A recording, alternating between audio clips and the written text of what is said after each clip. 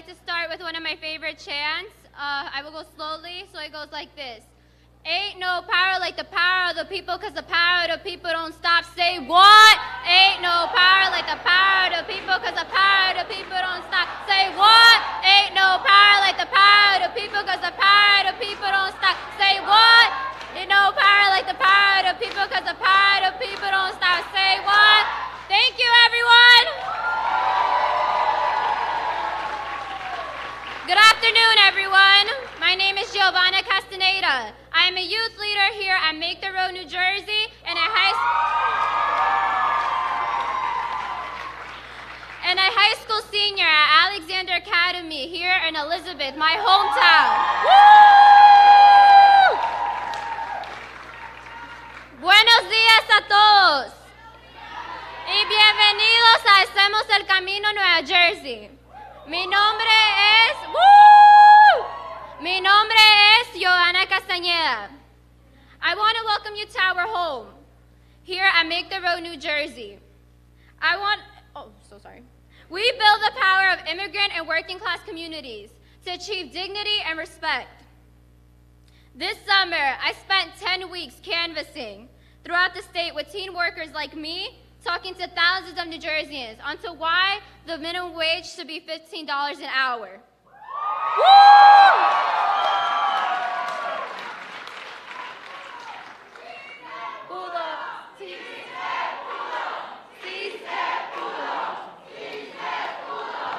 And today is the day. Raising the minimum wage will give my family and millions of others more opportunities in New Jersey. Hoy es un día histórico para Nueva Jersey.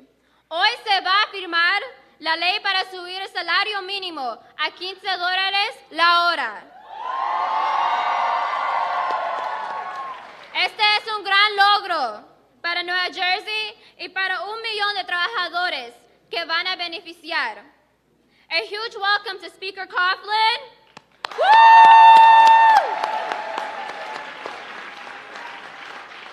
Senate President Sweeney. Woo! And Governor Murphy.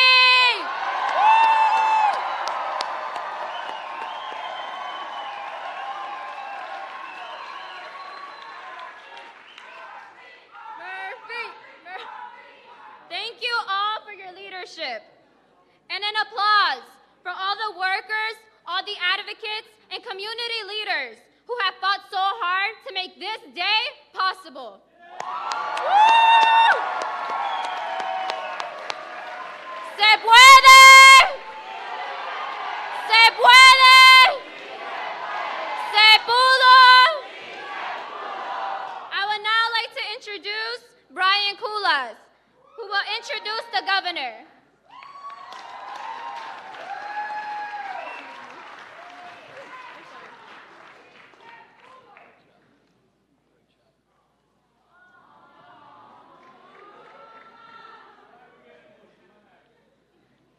Good afternoon. My name is Brian Kulas. I was born and raised here in New Jersey and am now a resident of East Brunswick. Like many residents of our state and country, I often struggle to make ends meet. I work as a banquet server in Atlantic City, a 100-mile commute from my home. In 2015, I was desperate to find work. In my area, there were no opportunities that would provide me with enough pay to cover my expenses and basic needs, which include rent, medical care, and food. Working for lower wages means coming home to an empty refrigerator and choosing to jeopardize my mental health and forego needed treatments and medications. So instead, I decided to spend 4 hours in the car on the round-trip journey to and from work, all to earn slightly higher wages. Unfortunately, my story is not unique in New Jersey. While I am lucky enough to have a vehicle, those who rely on public transit often cannot afford the time or cost of a long commute for the sake of a higher wage.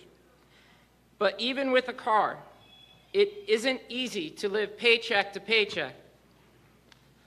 One story that sticks in my mind that happened in late October, when a nor'easter hit the Jersey coast on a day that I was scheduled to work. Despite the driving conditions, I decided to go to work. My rent was on November 1st, and without that single shift's pay in my check, I could not afford my rent, and I would have to stretch my food budget to one meal a day. This is the reality low-wage earners face. One paycheck is the difference between 2 weeks of security or an imminent personal crisis. As the rain poured down and the wind gusts blew, my windshield wipers could not move fast enough to drive safely. Visibility to drive safely was lost, and I found myself in tears on the shoulder of the parkway. I truly was trying my best, but I felt like I was out of options and out of time to find a better way, a better life, or a safer, more stable way to live. A $15 minimum wage will change the lives of so many like myself. No longer will we have to hold up the line at the grocery store trying to figure out which basic need items we have to give back to the cashier in order to stay within our budget. Toothpaste or 2 apples, soap or bread. And I am one person. Imagine the hardship and sorrow of low-wage earners who must also look out for their children and elders. Simply being able to afford basic necessities will make us feel like we are contributing to society and eliminate so much shame and despair that so many face every day.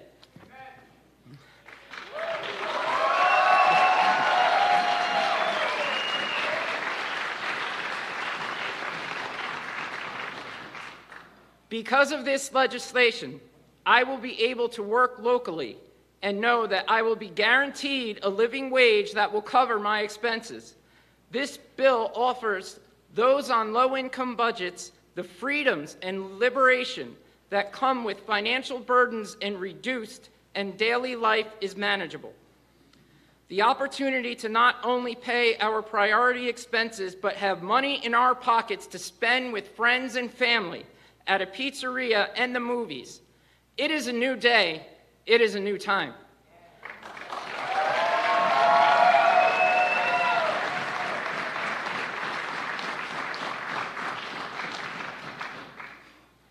I am sincerely grateful and thankful to Governor Murphy, Senate President Sweeney, and Assembly Speaker Coughlin for understanding the hardships of low-wage workers and the potential we have to strengthen New Jersey. Thank you for your tireless efforts making $15 per hour a reality.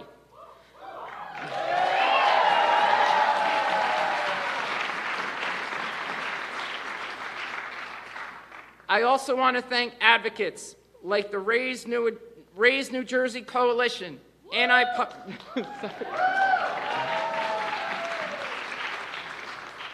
Anti-Poverty Network of New Jersey, and unions such as 32BJ,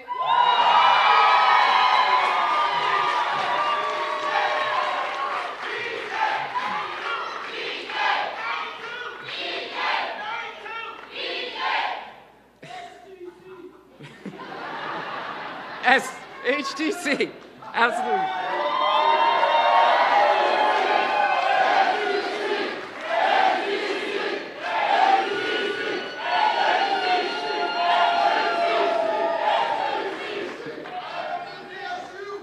As well unite here. They have contributed to this much-needed change. It is now my honor and privilege to introduce Governor Phil Murphy. Take that. Thank you. Hey, hey, hey. Thank you. Thank you, thank you. Thank you, folks. Good afternoon, Brian. Thank you so much for that story and that extraordinary introduction.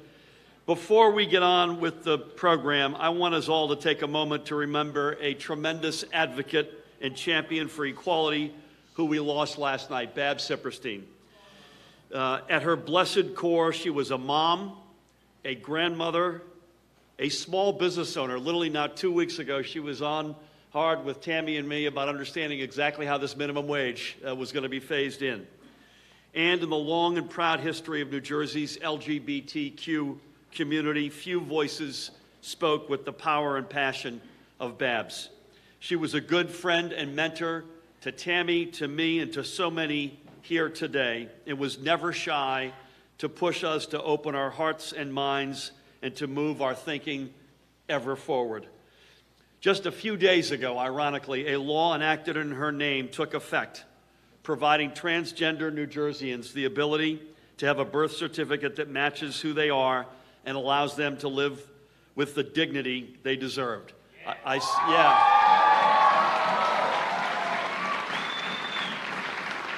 signed it. I want to thank the legislature for sending it to me, and I signed it on July 3rd with Babs and her daughter, Jana. That law was Babs' last great fight for equality. But in every major victory for LGBTQ rights in New Jersey over the past several decades, she was there as a leader in the truest sense of the word. Our state has lost a true champion for equality. But while today we mourn Babs' passing, we must also recognize what she would want us to do, and that is to keep fighting inequality and intolerance in all its forms and wherever it lurks.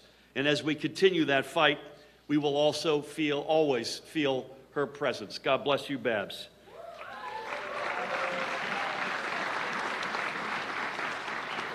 And so, Brian, thank you again for that extraordinary introduction and for that extraordinary and moving story, which is one of the thousands I suspect could be told in this room.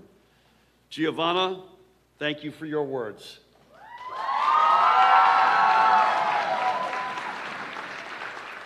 I'd only suggest you need a little bit more energy and passion when you speak.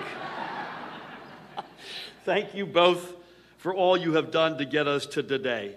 There are so many people to acknowledge today. I'll get to legislators who are sponsors of this in a minute, but this is a room full of extraordinary individuals. I don't recall a room like this in my life in New Jersey. So there's a whole passel of elected officials here. I want to thank Chris Bolwidge and Elizabeth for hosting us. And his council and all of his colleagues, to the Union County team of legislators, freeholders, constitutional officers. Thank you for your hosting us today. To our extraordinary cabinet, an extraordinary group, and again to the legislators. And by the way, the First Lady of New Jersey is in the house. Tammy Murphy's with us. So.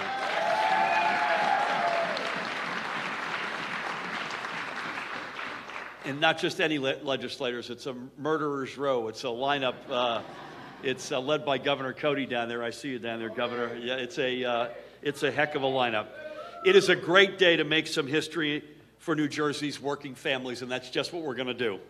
We've talked long enough about putting New Jersey on a responsible path to $15 an hour minimum wage. Today, we start our way on this path.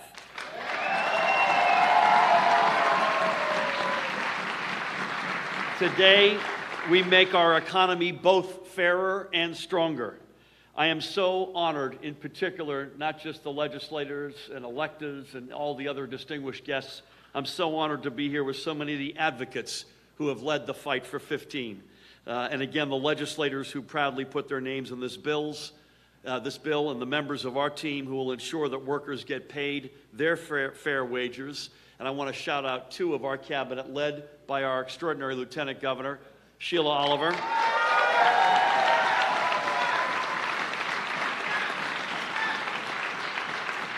And importantly, when you're going to raise the minimum wage, you got to thank the Commissioner of Labor, Rob Acero-Angelo, and the staff. And his staff at the Department of Labor's Wage and Hour Division, who are with us as well today.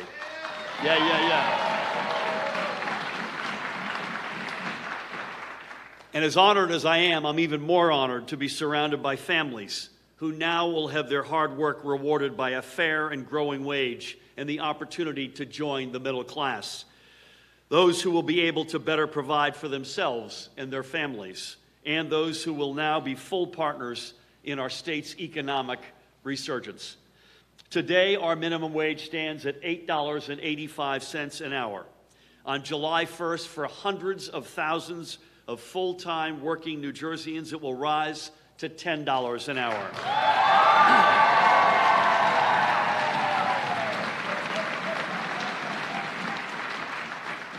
And on January 1st, it'll go to $11 an hour. That means over the last 6 months of this year alone, these families will see $1,200 more right in their pockets.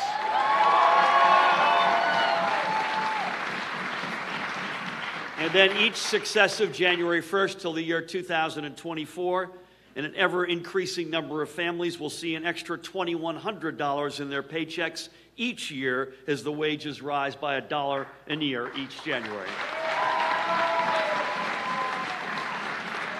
And when we hit the long-awaited number of $15 an hour on January 1st, 2024, minimum wage workers will be making cumulatively nearly $13,000 per year more than they do now.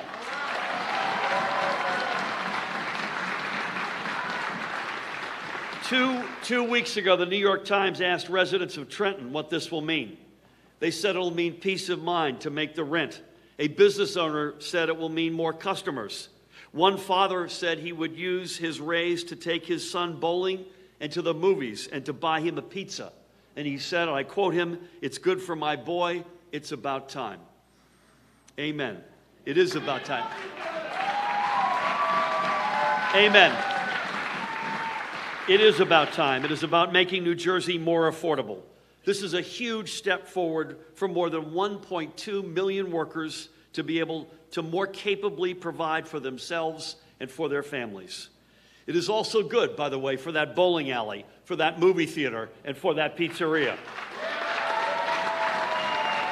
And we cannot ignore the countless young people across New Jersey who work to pay their way through college or who hope to save enough to get a college degree. This will help them immeasurably and put a degree and a better life and a career closer within their reach.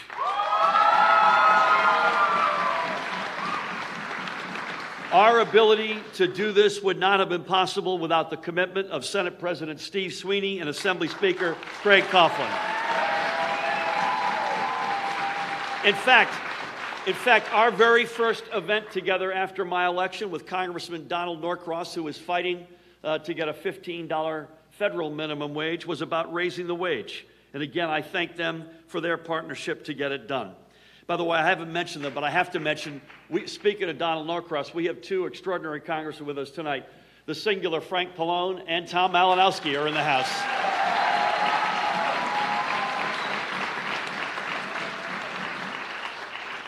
I know the Lieutenant Governor is going to be in Washington tomorrow night. Needless to say, we'll all be thinking of you down there. I want to also thank the other sponsors.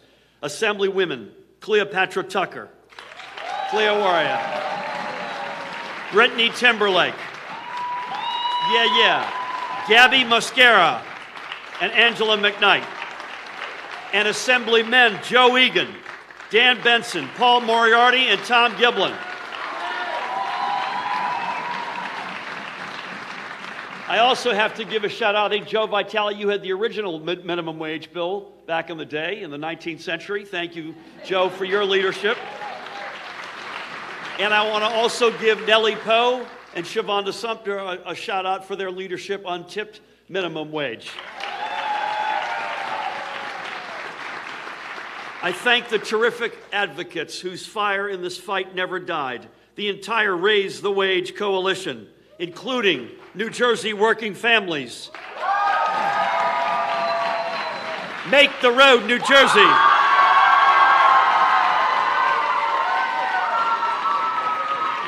And particularly your youth organizers. New Jersey Policy Perspective deserves a shout out. The Anti-Poverty Network deserves a shout out. New Jersey Citizen Action deserves a shout out. and needless to say, our brothers and laborers, sisters in organized labor.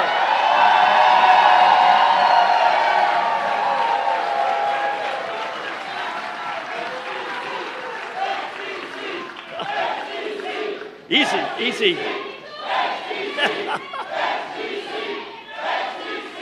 We're good. You know, it's a good day when each of the brothers and sister organizations of labor are trying to outscream each other. It's a good day in New Jersey. I also want to thank the businesses who stepped up and said a $15 an hour minimum wage is the right thing to do. And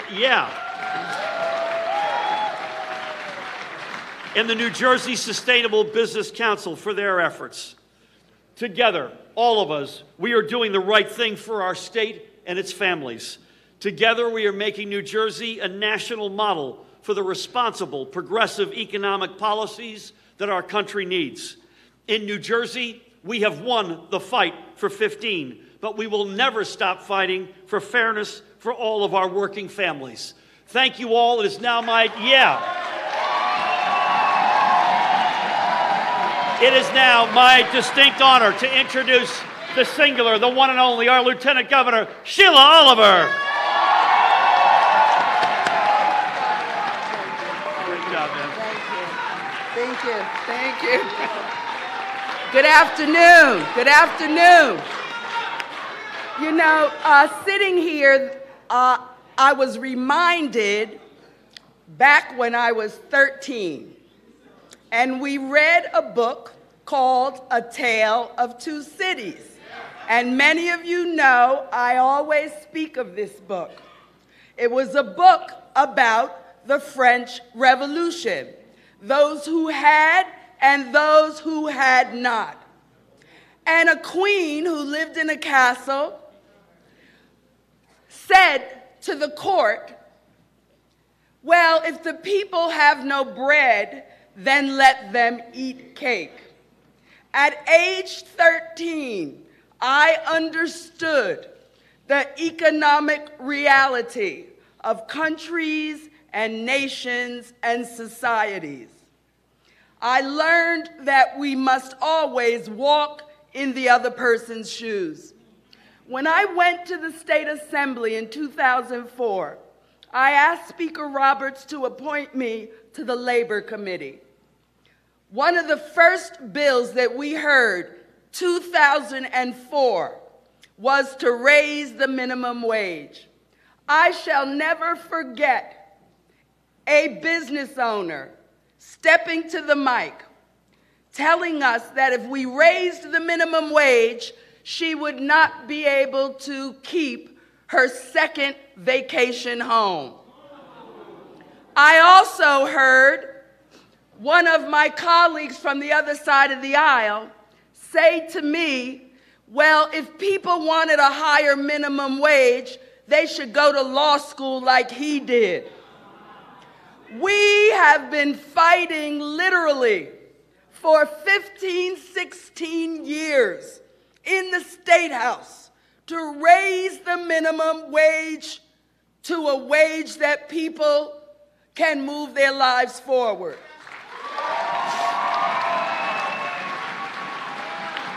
It took the election of a Democratic governor, Governor Phil Murphy, along with a Democratic Senate President, Senator Stephen Sweeney, and an Assembly Speaker, Craig Coughlin, to move us to this point. I want you to just think. When I was 14, I had my first job. I made $1.40 an hour. Fast forward to 2010, minimum wage was only $7.25. Do the math. From $1.40 an hour in the 60s to $7.25. That is immoral. Absolutely immoral.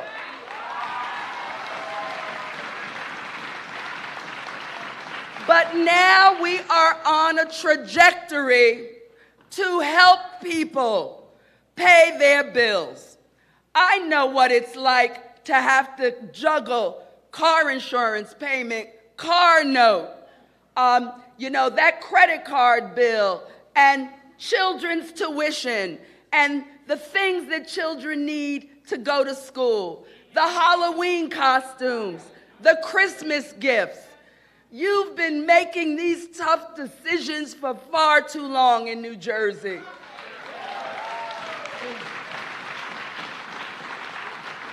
And hopefully, with the elevation of the minimum wage, families can begin to offer their children a better quality of life.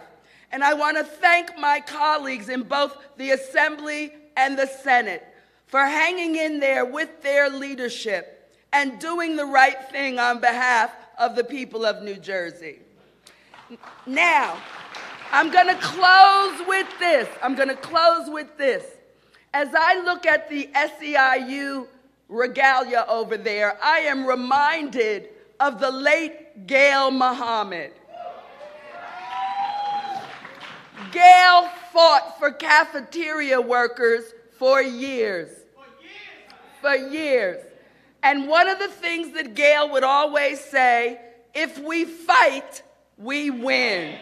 If we fight, we win. I don't want you to forget 2020, because we need a federal minimum wage elevated.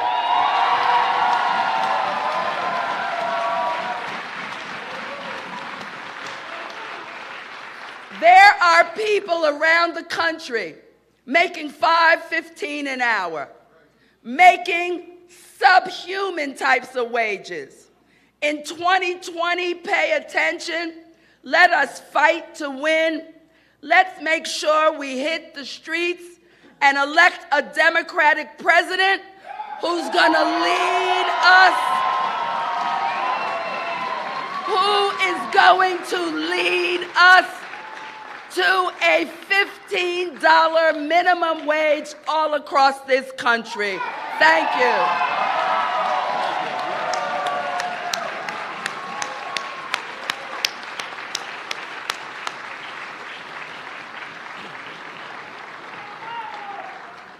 As Barack Obama would say, Sheila's fired up and ready to go. I'd be remiss if I didn't add to the list of advocates who have been blue in the face on minimum wage. Blue Wave New Jersey, Marcia, I see out there. Thank you for all you've done. I also thanked our hosts in Elizabeth and in Union County, but there are a whole passel of counties represented here. I'm going to probably screw this up, but I know we got Bergen counties in the House, Hudson counties in the House, Passaic counties in the House, Essex County is in the House, Mercer county's in the House, Burlington county's in the House, and if we miss any others in the House, please shout us out. Middlesex. Union, I started with Union. I meant to say Union county's in the House.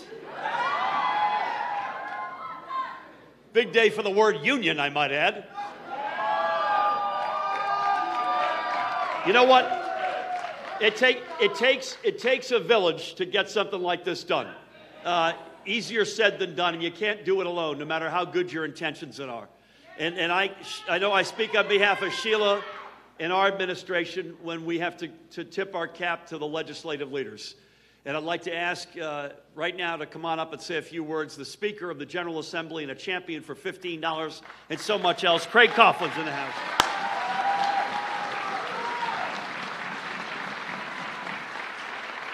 Thank you, everybody. Thanks, everybody, for coming out. This is an exciting day. And by the way, Sheila, if we're talking about 2020, I think I know a guy who might lead that ticket. But I'd like to thank everybody for coming out, my colleagues and my friends. I'm going to name them shamelessly because they work so hard on this bill, too. We have any number of Assembly people here. We have Assemblywoman Tucker, Spate, McKnight, Keano. You can clap for all of them. Timberlake, Pinkin, Assemblyman Benson, Holly, Spearman, Cervelati, Giblin, Assemblywoman Egan-Jones, Assemblywoman Jimenez, Assemblywoman Varelli, Assemblyman Mejia, and Assemblyman Mukherjee. Thank you all for coming out. Thank you for your support. Thank you for making this happen. This doesn't happen unless it's for your support, and you did it. You should be proud of yourselves. Today is a big day for New Jersey. Today is an exciting day for New Jersey. And let's thank all of the people who work so hard, the advocates in this room, the workers like you, the people who care, the people who came and testified, the people who carried signs, and the people who said, we will not accept anything other than $15 an hour. You made it possible. Give yourself a round of applause. We all know. We all know that there can be no disagreement. That when the economy and the government work together, it's not just the people at the top who should prosper. It should be the people who do the work, the people who show up every day and do it. The fundamental reality is that $8.85 is not enough in this state, and the growth from $8.60 to $8.25, while good, is not enough. And so we changed that. It took months, it took proposals, it took plans, it took meetings with advocates and opponents, and it took meetings among legislative leadership. But together, we did it. And so today, we have a bill that is balanced, that is fair to everybody, that raises the minimum wage for $15 for most people, and yet recognizes the importance of the small business people in the state of New Jersey. But it does more as well. It includes an increase for tipped workers for the first time in 26 years. And this was the Senate President's idea, and it's a grand one, to include a tax credit to protect the most vulnerable workers. It includes a training way so we can encourage businesses to hire more people. And it includes studies so that we make sure we're getting it right. It is a bill that is thorough and is thoughtful. It is reflective of what is good and right and best for New Jersey, and together we did it. And when we do raise the minimum wage, we're going to make sure that people continue to grow, that the CPI will stay in place, and that people will be able, perhaps, to give up one of their 2 or 3 jobs and get more involved in their community, spend more time with their kids, and make a difference in the community.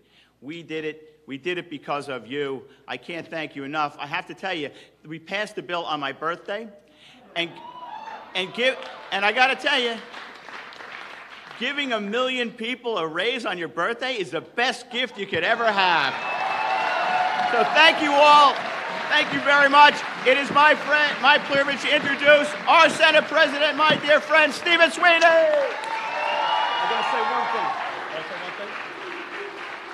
So I just got to say one thing before the Senate President comes up.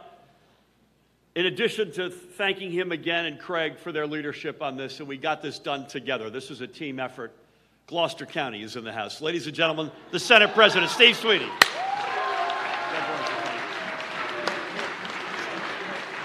Thank you. Thank you. The speaker just put me on the spot. Now I got to name my members. And I didn't have anybody writing it down for me, Speaker. I want to thank my co-prime sponsor, Joe Vitale. This has been a passion of his forever, as the governor spoke about. Senator Poe, Senator Scuteri, Senator Cryan, Senator Cody. We don't get this done alone. We get it done together. And I want to thank the governor. I really want to thank the governor. People say you never thank him. I thank him all the time for stuff like this. We fight sometimes, but we thank him for this. Most importantly, because we are doing something very special today. This is one of the biggest moments I've ever had in the legislature. And I want to thank Speaker Coughlin for his leadership.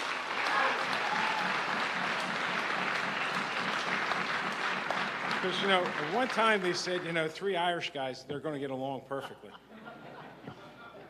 Craig's been able to navigate some personalities at times. And again, Craig, for your leadership, we're here today. And we all wanted to get this done. We all wanted to get it done for the right reason. For me, I was the prime sponsor both times we raised the minimum wage last time. And I was the chair, I told the Lieutenant Governor, I was the chair of the Labor Committee one day when a Spanish-speaking gentleman came before the committee. And he had an interpreter. And he spoke, and he spoke through an interpreter. And one of the senators happened to be a Republican, not surprising, said, well, don't you think if you learned English, you could get a better life? And this guy gave the best line ever and embarrassed the hell out of this senator. He said, Listen, I work 16, 18 hours a day, 6 days, and if I'm lucky, 7 days a week. You pay me more, I'll learn English, I'll make a better life for myself. That speech stuck with me my whole life. That's what this is about. It's about improving the quality of life, giving people that go to work, by the way. These are people that work very hard every single day an opportunity to have a better quality of life. And when we had the argument with the business community, and we did a good job with this bill, we balanced this bill regardless of what anyone says. What you're talking about is giving people a chance. You know, I said to somebody, oh, believe me, I said, I've never seen so many Maseratis and Porsches on the turnpike in my life. And someone called my office and started screaming at me that he has a Maserati and how dare I villainize the guy. I'm not villainizing anyone. My point is the rich are getting richer and the workers are getting less. And that's how the rich get wealthier off the backs of us. What we've been able to do with this bill is to strike a balance. It's a fair bill, it's an honest bill, but the reality is we're lifting people up. And when we lift people up, and remember this, people that go to work every single day, and you know something, and do some of the toughest jobs in the world. And you know, and they don't complain, they're happy to have a job. So today we start on a path, and what I'm really thrilled about is I think in 2013, we put the CPI in the Constitution. So you're not going to have a fight every so many years to raise the minimum wage, because we did it right, and we did it together. So thank you all.